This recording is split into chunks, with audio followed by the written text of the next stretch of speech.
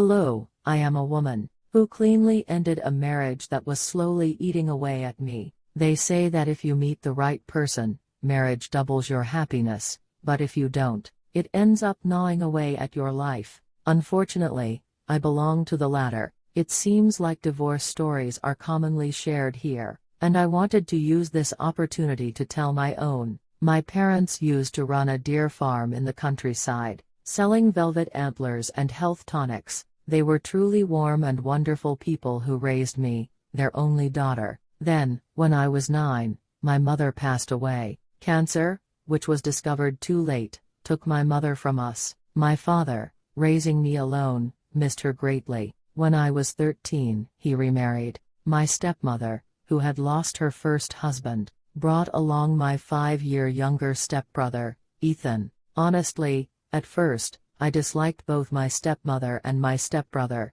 I hated the idea of anyone replacing my birth mother, and I couldn't bring myself to like the son she brought with her. Big sister. Big sister. Can I come with you? Big sister, do you want this?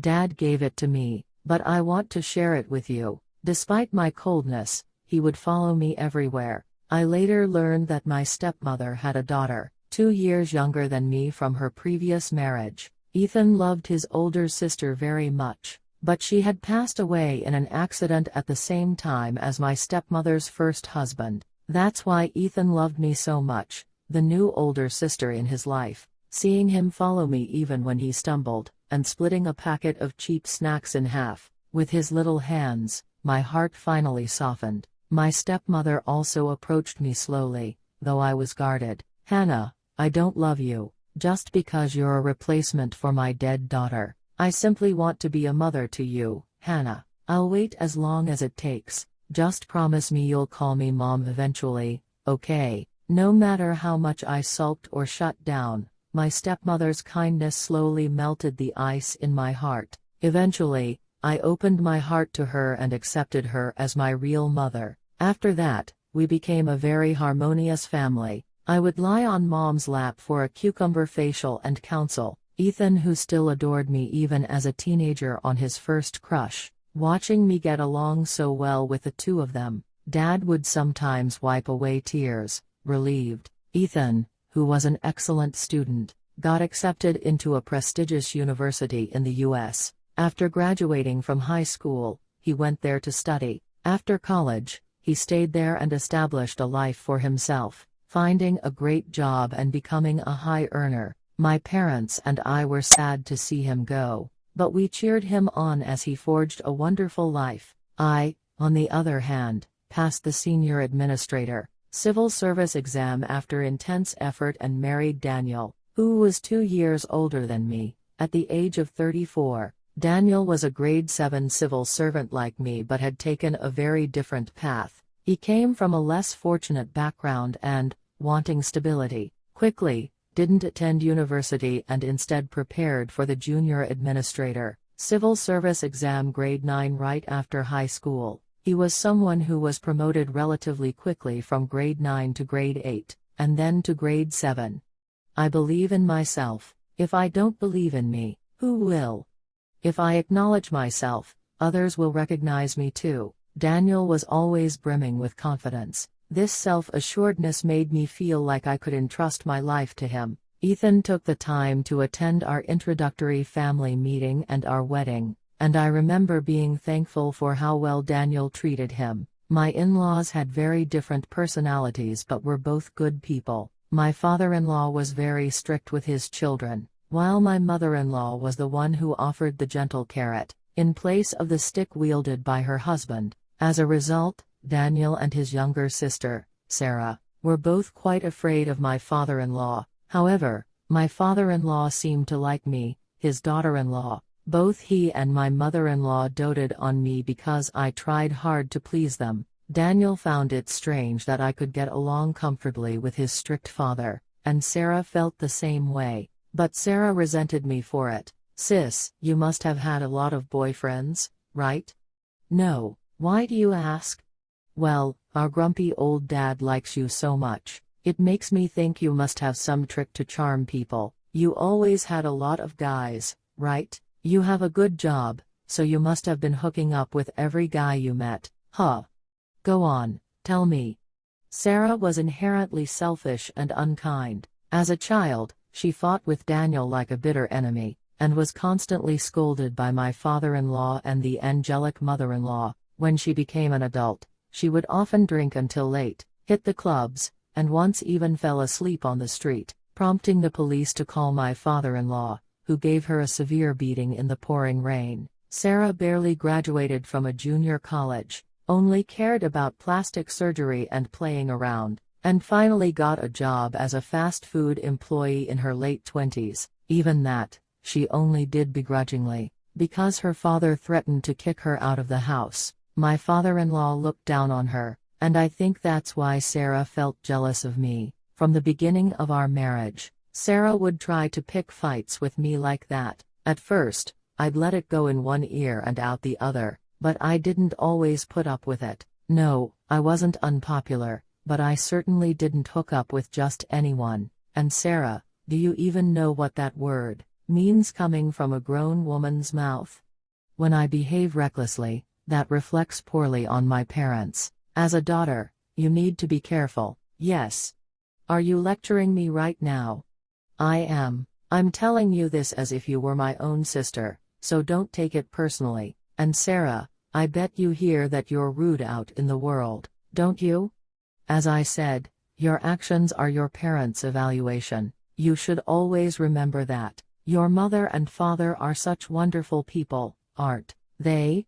After being countered by me and scolded by my in-laws, Sarah's resentment grew. She was extravagant and greedy, and she even stole my belongings once. It happened about 4 years into my marriage. I had an expensive bracelet given to me by Ethan as a wedding gift, which I wore like a charm. That day, I took it off while washing dishes at my in-laws' house, but the bracelet, which I had clearly placed on the dining table, disappeared. Thanks to my father-in-law's sharp eyes, the culprit was quickly revealed to be Sarah. Daniel, call the police right now.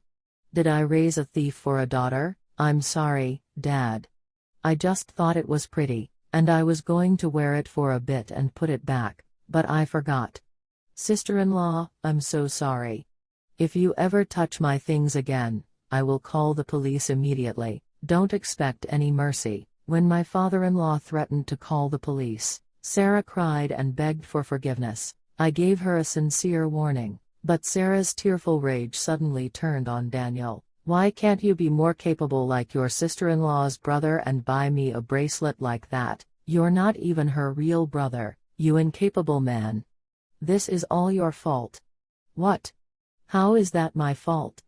I was dumbfounded. Sarah had compared my high-earning brother to Daniel. Daniel's face turned beet red, and they had a huge fight. Although I was also appalled by Sarah's words, I actually felt a bit awkward looking at Daniel's face then. It was because of an uncomfortable truth that was slowly ruining my marriage. Daniel was clearly a confident man during our dating years, but after marriage, he began to develop an inferiority complex toward me. We mostly talked about work over dinner. Even though we worked in different offices, we were both grade 7 civil servants, so we always had great conversations. But one day, Daniel began to grumble. Why is that university degree so important? Anyway, we're both grade 7s, aren't we? But why do people keep telling me that my pride must be hurt by being outdone by my own wife? Who says that? My boss sometimes says it as a joke, and my subordinates see me as the guy who married well you, not me. What does that mean? They think I'm less than you. They say that even if the rank is the same, the height you can climb is different for university graduates versus non-graduates. It really made me angry. Do you really think you're better than me?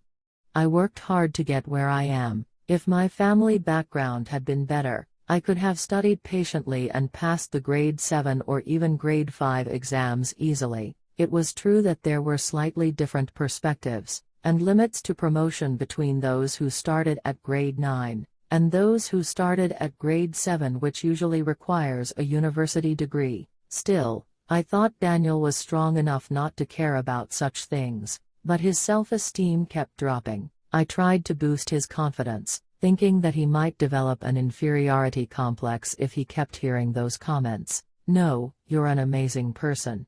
Who would look down on you?" I told him, but Daniel's inferiority complex only worsened. He would sarcastically say things like, "You must be happy, being so much better than me," and when we fought, he'd mockingly say, "I'm sorry, it's because I'm just a high school grad who started at the bottom grade 9. Soon after we married, I became pregnant and gave birth to a daughter. Naturally, I took a year of parental leave. One day, Daniel grinned and said, "I'm so glad you're on parental leave." "Why?"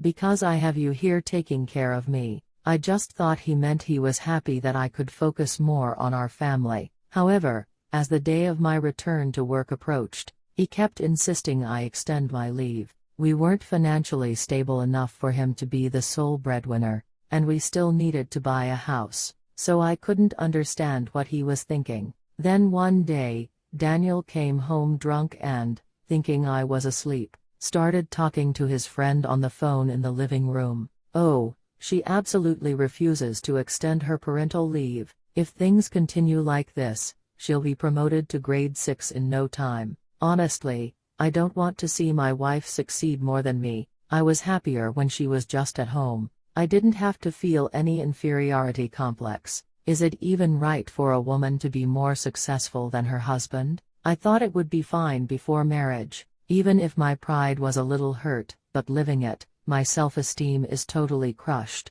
Should I just tell her to quit her job? Just quit and stay home with the kid. Then what about money?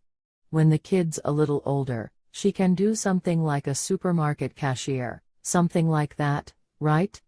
I was utterly shocked. Daniel was trying to stop me from returning to work, because of his own inferiority complex. I quietly closed the bedroom door, trying not to wake my sleeping child. Seeing me, Daniel, who hadn't realized I was awake, was startled and hung up the phone. I told him, "I'll speak quietly because the baby is sleeping. I've been walking on eggshells, feeling sorry for you because I felt you had an inferiority complex toward me, but I will never quit the job I worked so hard to get just to protect your ego. I understand your feelings, but my life is important to me, too. Don't cross the line anymore." If Daniel had just suffered silently from his inferiority complex, I might have just felt sorry for him, but I couldn't tolerate the idea that he wanted to destroy the results of my hard work, just because of his own insecurities. Embarrassed, Daniel couldn't say a word. After that,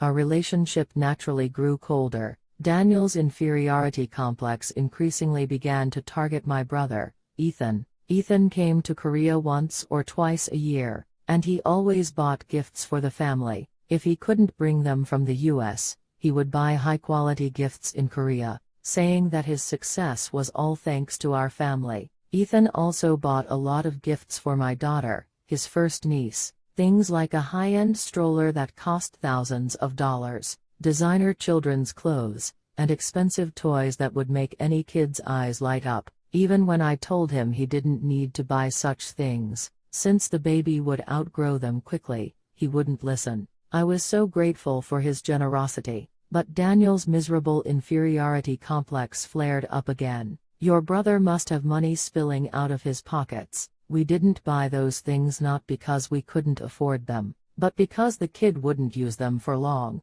Is he some kind of a billionaire, or is he showing off because he earns more than us? How can you say something like that? He earns well, and he just wants to take care of his sister and niece. How can you treat someone who gave us a gift that way?" "What? I didn't say anything wrong. Do you think I don't have money? Are you jealous because my brother earns more than you? Please, get over that inferiority complex. And don't you dare say that in front of him." "Jealous? Who would want to live in America where people can't even communicate properly? I wouldn't live there even if they offered me $1 billion a year." At least, Daniel was embarrassed enough to keep his mouth shut in front of Ethan, only saying those things to me. I grew increasingly distant from the husband, who was sinking into such pettiness. Given Daniel's growing complex, I worried when Sarah said her brother was less capable than Ethan. I always sent packages of things to Ethan in the US out of gratitude. Daniel, who was growing distant from me, suddenly started trying to take care of Sarah, who he wasn't even close to, as if he wanted to compete. This was likely since the incident where Sarah stole my bracelet. Daniel started talking about giving Sarah, who was always broke because of her extravagance, pocket money, or giving her a $1,000 department store gift certificate for her birthday. Honestly, why would he want to give such things to Sarah, who wanted to destroy me, when Ethan only ever gave things to us? We always gave basic gifts on family birthdays, but Daniel's proposed gifts were excessive. When I told him to use his own allowance, if he wanted to give her that much, he got stubborn and angry. Does he have to spend money on us to be considered my brother?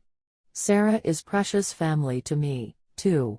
Can't I, her older brother, even do that much? Are you looking down on me because I don't earn as much as you? Daniel even began to treat our parents differently. He didn't show it in front of my parents, but he'd complain about my parents' home being too far in the countryside and make comments like this. Honestly, where can you find a son-in-law like me, who visits the in-laws every year? You must be confused because my parents treat you well, but your in-laws and your family are different. A wife should be the earth, and the husband, the sky. Don't you know that? Then I won't go see your parents either. That'll be fair, right? And would you like me to relay that comment exactly as you said it to your parents?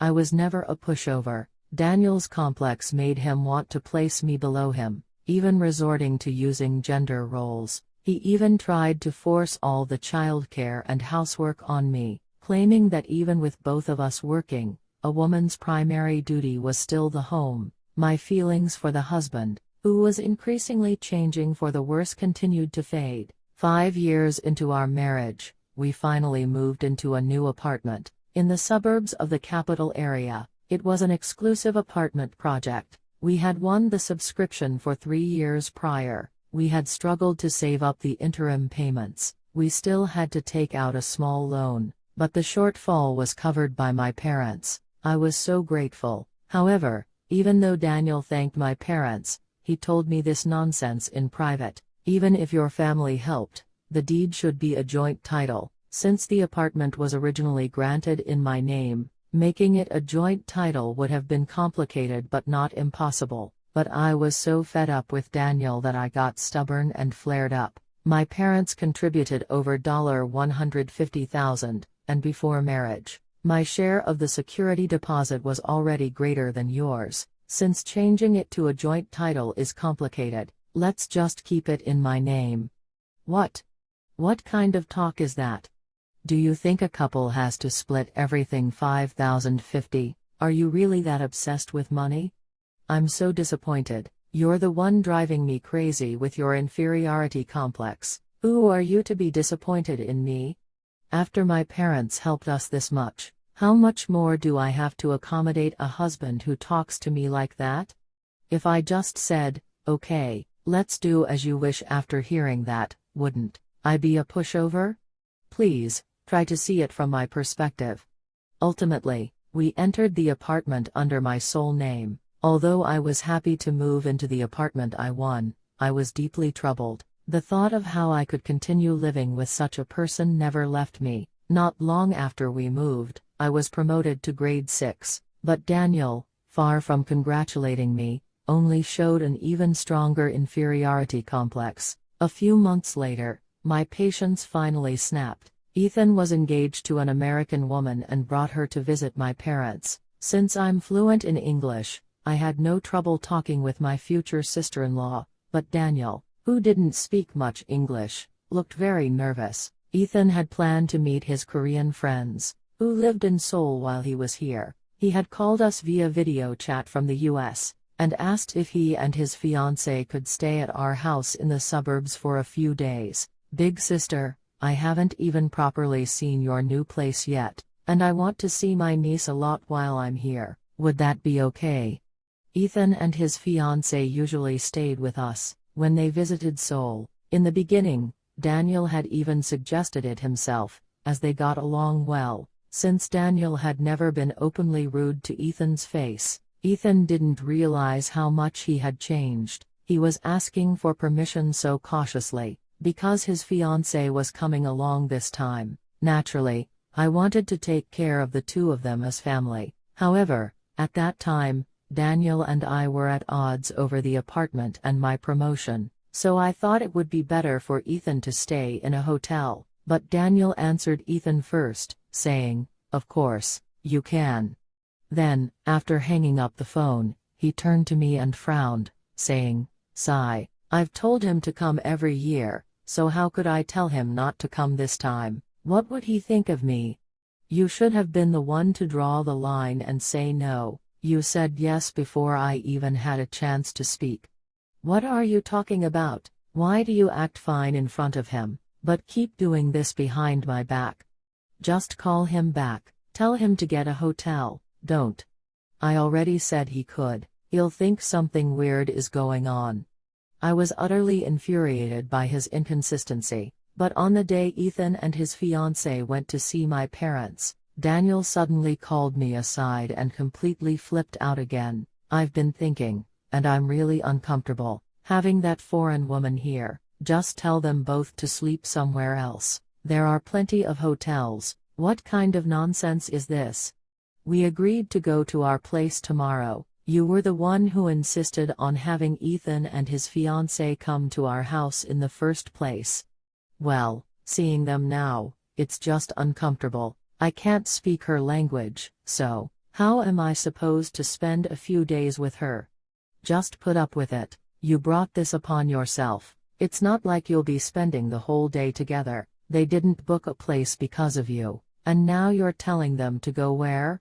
You imbecile." I seriously wanted to hit him. Daniel kept a gloomy expression until we brought the two of them back to our house. Ethan and his fiancée awkwardly noticed his mood. I tried my best to ignore Daniel and take care of them. Right away, Daniel didn't even bother to hide his discomfort, claiming he was tired and going into the bedroom to sleep. I was absolutely boiling inside. I had wanted to take some time off while Ethan was visiting, but unfortunately, I had an important task and couldn't take leave the day after Ethan arrived. I had to apologize to Ethan and go to work. "I'm sorry, sis. I'll come home as quickly as possible, but starting tomorrow, I'm really taking time off. I have no plans today." "I see. Well, you both just rest up. We decided to just rest today and do sightseeing and see friends tomorrow." I told Daniel, who was still sulking, that I wouldn't tolerate him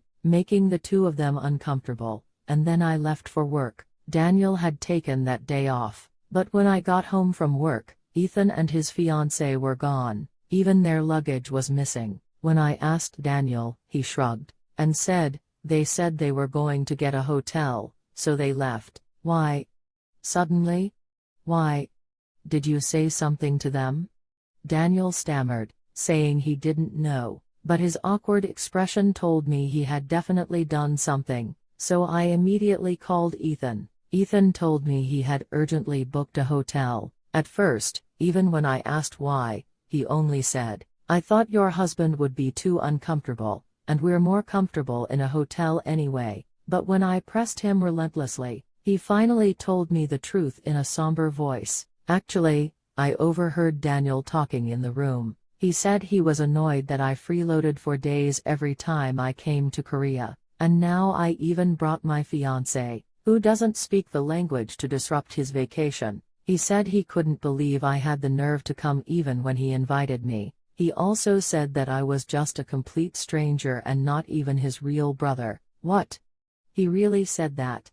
He also said I was annoying because I kept showing off my money by buying unnecessary gifts for the baby. My hands were shaking. I was so shocked and embarrassed. Of course, I know you wouldn't think that, but I didn't want the relationship between you and your husband to sour because of me, so I was going to keep quiet. I was about to faint. I thought this man had truly lost his mind. Daniel, who had spoken so loudly on the phone without closing the door, had apparently come out to the living room a moment later. with a friendly face, acting kindly to Ethan and his fiancée. Ethan said he didn't know if Daniel had purposely spoken loudly, so he would hear, or if he was just oblivious. But either way, he couldn't stay in our house anymore, so he just made an excuse and left to get a hotel. I was so angry that I told Ethan, "Ethan, you've already booked it, so you have to stay there tonight, but come back to my house tomorrow." "I'm so sorry, I can't leave you there. This is my house, in my name. I'll kick that man out of the house, so you come here and be comfortable, okay?" "No, sis, and actually, my girlfriend says she's more comfortable here, too." She was so nervous meeting the family for the first time, but being just the two of us, she says she can finally relax and even snore comfortably. "I feel terrible for you and your fiancé. I'm so sorry." "Don't worry. Luckily, my girlfriend doesn't understand Korean well, so she didn't catch most of it, but since I've told you the truth, I have to ask, are you and Daniel doing okay? I'm worried about you." After hearing his real thoughts, which were so different from how he usually acts, Ethan was worried about me. I told him we'd talk later so as not to ruin their vacation and hung up. Then, I immediately went into the room and yelled at Daniel, "Who were you talking to just now? My brother heard everything, you said. You said he had no nerve and wasn't even your real brother. Who did you say that to? Show me your phone right now." No, I was just pretending to be on the phone, because I couldn't bring myself to tell them to leave directly. I did that hoping they would realize and leave on their own. That's why I told you to send them away. I wouldn't have done that otherwise. This is partly your fault, too. Daniel claimed he had deliberately acted for Ethan's benefit. I was even more dumbfounded and said, "Is that really what you say with your mouth? You were the one who invited my brother in the first place, and then you deliberately hurt my brother's feelings." Honestly, I wasn't wrong. Even if someone invites you, as someone who isn't even a blood relation, you should have had the sense to read the room. I wanted to teach him a lesson for always, annoyingly showing off his money, so I did it. Why? Now he won't dare to stay at our house again, will he? So don't bring your brother to our house anymore. Even if it's in your name, this is still my house, too. This is my house. I can't live with a man who is so riddled with an inferiority complex, and is a pathetic jerk. Get out, now. Why should I leave my own house? I won't. You're the one who should leave. Daniel came back even more brazenly instead of apologizing. I couldn't forgive that pathetic man, who hurt my brother because of his inferiority complex. I tried to kick him out, ready for divorce, but Daniel went into the small room and locked the door, refusing to leave. He must have only thought of it as a typical marital fight, not realizing I was truly demanding a divorce. That's why the next day, he made the ridiculous comment, asking if I was over my anger yet. Do you know where I went after ignoring him? It was a lawyer's office. No matter how much I thought about it overnight, I knew I couldn't live with Daniel anymore, since I had already applied for a few days off work. I went to the lawyer, got divorce counseling, and started preparing for the divorce. After that, I called Ethan and his fiancée, who were still at the hotel, apologized again, and bought them a delicious lunch. Until they returned to the US, I took care of them and prepared for the divorce. Finally, on the day Ethan and his fiancée departed, I was ready to bring up the divorce, but when I got home, there was a pair of unfamiliar sneakers at the entrance. "Sister-in-law, you're here." "What? Sarah, what are you doing here?" The owner of the sneakers was Sarah. She and Daniel were sitting in the living room watching TV. Daniel, seeing my bewildered face, blurted out an absurd explanation. "I told her to come. She'll be staying here for a while. She got into trouble and was kicked out by Dad. Mom even called me, sighing about how hopeless Sarah is. I called her and found out she was staying in a cheap motel, so I told her to come to our house. I thought that as her older brother, I should take care of my sister." I'm speechless. You cruelly kicked out my brother that way, and now you've invited your sister to stay here. Do you even have a conscience? Stop being dramatic. My brother and your brother's situations are different. Ethan only needed a place to stay for a few days, and he had plenty of money to get a hotel outside, but Sarah has no savings, doesn't know how long she'll have to stay outside, and she's not with any uncomfortable companions. This is my house, too, so can't I, as her older brother, take care of my sister? What else is she supposed to do if she has nowhere to go? Shockingly, Daniel had personally invited Sarah, who had been kicked out for causing trouble, to our house. This was just days after he had chased my brother out. Do you know what kind of trouble Sarah had caused?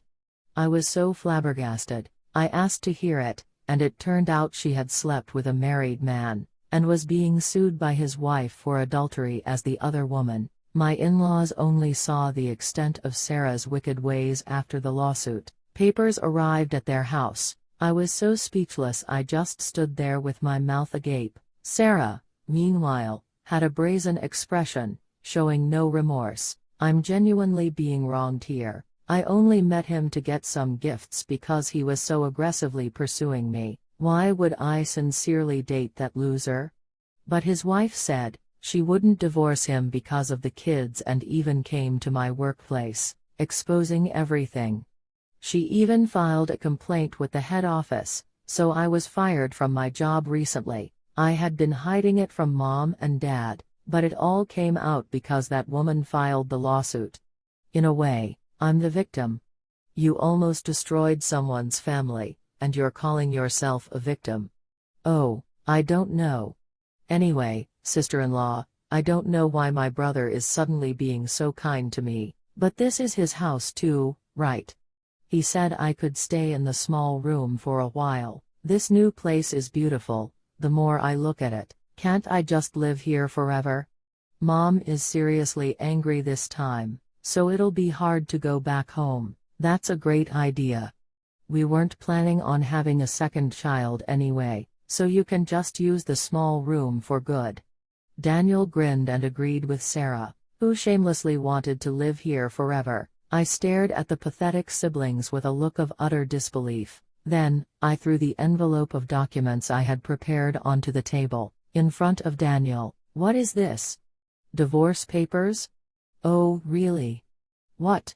I spoke the word divorce papers to that jerk in a cold, curt voice. He didn't seem to understand what I was saying at first, because I said it so matter-of-factly, but then he was utterly shocked. Sensing the heavy atmosphere, Sarah quietly turned off the TV and looked nervous. I looked down coldly at the two people who were not worth associating with, and said, "They're divorce papers. I'm going to divorce you. I've been looking for a lawyer and getting counseling recently." What? What are you talking about? Is this because I kicked your brother out the other day? Fine, I'm sorry about that. I did it out of panic because I didn't want him and his fiancée staying here, and I realize I went too far, but we had a small fight. Why bring up divorce? That was a big part of it. How dare you judge my family? My blood boils thinking about how you verbally abused my brother, but I'm also sick of your inferiority complex. I'm sick of you showing me your insecurities, even though we are both civil servants. I'm disgusted by how you acted so pathetically, because you felt you were worse than my brother as a man. I'm tired of you always trying to dominate me because of that complex, and I'm disgusted that you suddenly started taking care of your sister, whom you never cared about, just to compete with me. Look at today. You only brought your sister here because you wanted to pay me back for bringing Ethan, didn't you? What? Did my brother have an inferiority complex toward you? Is that why he's been so nice to me recently? No. Why do you keep twisting things into what they aren't? You don't want to admit it, do you?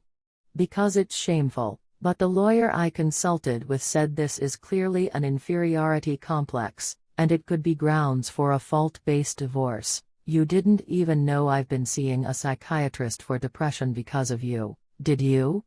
That can also be used in the divorce proceedings, so it's no use if you deny it or try to stall the divorce. Hurry up and sign this before we go to a messy lawsuit. Do you really have to embarrass me like this in front of my sister? Daniel tried to save his pride until the very end, even in front of Sarah. I sneered at him and said, "Why not? You hurt my brother's feelings. Why can't I humiliate you? I told you clearly this house is in my name. I'll give you your share of the assets later during the division, so take that other woman and get out now." Wait a minute, sister-in-law, isn't that a bit much? I know Daniel was wrong, but this is still his house too, even if the deed is in your name. I have nowhere to go right now, so I can't leave. And honestly, I'm offended. Why are you calling people the other woman? Apologize right now. Even in that situation, Sarah insisted on staying and even demanded an apology from me. I told her, well, what else do you call an other woman if not the other woman? If you were so ashamed of that word, you shouldn't have messed with married men just for money. Hey, Sarah. Since I'm divorcing your brother, I have no reason to be polite to you. Listen carefully, I have no intention of letting a dirty woman like you stay in my house. If you don't leave, I will call the police and report you for unlawful residential trespassing in a house that isn't yours. Got it? I wasn't entirely sure if I could report her for that in such a situation, but I figured Sarah wouldn't know the law either, so I was bluffing. I told Daniel that there was no point in resisting, and to pack his bags and leave immediately. My equity in this house is much larger, so it will be mine once we divorce. If you resist, I'll sue, and you'll have no choice but to divorce. Besides, once we divorce, you won't have to suffer from your inferiority complex anymore, so don't make things any more complicated. Pack your bags and take your sister with you. But Daniel and Sarah still stubbornly refused to leave. So, what did I do? I immediately called my father-in-law, and told him Sarah was here. I then poured out the entire story like a waterfall. How Daniel had made my life difficult with his inferiority complex, and how he had kicked out my brother. I knew my father-in-law was the person the two of them feared the most. My father-in-law immediately hailed a taxi and came to our house. "You miserable brat. How dare you come here and cause trouble? And Daniel, did I raise you like that? Why are you trying to resist your wife? The two of you, get out now. Hannah, we'll talk later. First, I apologize." My father-in-law grabbed both of them by the ear, and dragged them mercilessly out of the house. He even took the divorce papers that I had thrown at Daniel. About 2 hours later, he quietly came back to our house, this time with my mother-in-law. My father-in-law gently held my hand and carefully asked, "My dear, isn't it right for me to handle my own family's trash?" So, I took them back to our house for now. I'll kick them out again soon, but I feel terrible that I raised such pathetic children. I can only apologize to you. No, father-in-law, you don't need to, but my dear, would you reconsider for the child's sake and try to work things out with Daniel just one more time? I really don't want to let you go. I will use the stick on that idiot until he changes. I'm sorry, father-in-law. I endured and endured for a long time. I can't live with a person who only thinks of himself, and tries to constantly suppress me. For my daughter's sake, I want to stand tall and fly high, and I don't think using a stick on a grown man will do any good. So, I'm afraid this is where it ends for me. I am truly sorry for all the kindness you showed me. At my resolute words, my in-laws quietly bowed their heads, but they ultimately understood me and promised to ensure Daniel would never bother me at this house again. Thanks to them, I was able to get Daniel out of the house, easier than I expected. Later, all of Daniel's belongings were sent to his parents' house, and we agreed to a divorce. Since I had been the primary caregiver, and my daughter was attached to me, I was able to gain custody. Of course, Daniel didn't accept the divorce without a fight. He didn't come to the house, perhaps out of fear of his father, but what good was that? He came to my workplace, begging and causing a scene. He still wanted to save his pride, so he dragged me far away from the office before pleading, "Honey, are you really going to divorce me like this?" I was wrong. I hated myself for being this way and tried not to, but my heart and my words kept coming out differently. I promise I will really fix this now. I admit and reflect on all my inferiority complex, and my attempts to suppress you to feel superior. I can just let your brother and his fiancée stay at our house next time without complaint, okay? Please, you must have had some feelings left for me if you're begging like this, after treating me that way, but I've already moved on, so, if you've truly reflected, don't do this to me. Be a better man for the next person you meet. Since this is the end, I wanted to finish things as politely as possible. Goodbye. I tried to end things as civilly as possible, as he was still my child's father, but Daniel tried to drag me into a messy lawsuit, seeking the maximum asset, split and minimum child support. I resigned myself to a long, exhausting legal battle. Luckily, however, my father-in-law severely scolded Daniel, leading to an amicable settlement and a consensual divorce. That's how my short, less than 6-year marriage ended. In my final call with my mother-in-law, she told me that my father-in-law had once again kicked both Daniel and Sarah out of the house. He said that even after raising them, they only caused trouble for their parents until the end, so he didn't want to see them anymore. Since then, I've been raising my daughter, while receiving child support from Daniel, showing him our daughter occasionally. I was never curious and never asked about Sarah. As for Daniel, he quit his good civil servant job and started a business. A year after the divorce, when I asked him why, he said, "The phrase civil servant is a lifetime job is an old saying. You know that many civil servants quit and hit the jackpot with their own businesses, right? I'm going to use my experience in public service to go into consulting for civil petitions and patents. I can't stay stuck in a low-paying, slow promotion job. Just wait and see. My life is starting now." Did Daniel's business succeed?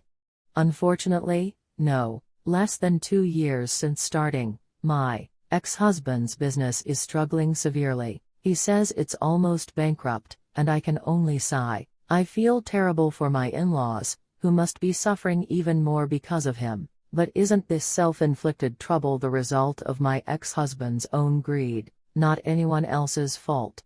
Still, for old time's sake, I hope this experience serves as a valuable lesson for him. I hope that even though he can't get back the public office job he threw away, he learns to be grateful for what he has, rather than what he doesn't, so he doesn't make his life any more miserable. My parents were very upset about my divorce, but seeing me raising my daughter bravely and living well, they've finally eased their minds. Ethan also worried about me a lot from the US, and I had to work hard to reassure him. Ethan is now happily married to his wonderful fiancée and doing well in the US. When they got married, their American in-laws seemed like great people too. I sincerely hope that Ethan, unlike me, lives happily ever after with his wife. I plan to stay in Korea and take good care of my parents for a long time. They declined my offer to live with me, saying they want to run the farm as long as they can, but I hope to live with them someday and repay the kindness they showed in raising me. I heard somewhere that an inferiority complex comes from setting your self-expectations too high. They say that if you accept yourself as a worthy and decent person, regardless of how successful others are, you can laugh off feelings of jealousy. If you don't love yourself, you can end up making your own life and everyone around you miserable. I hope my ex-husband realizes this someday, and I hope all of you always love yourselves and make your lives worthwhile. With that, I'll end my story here. Thank you.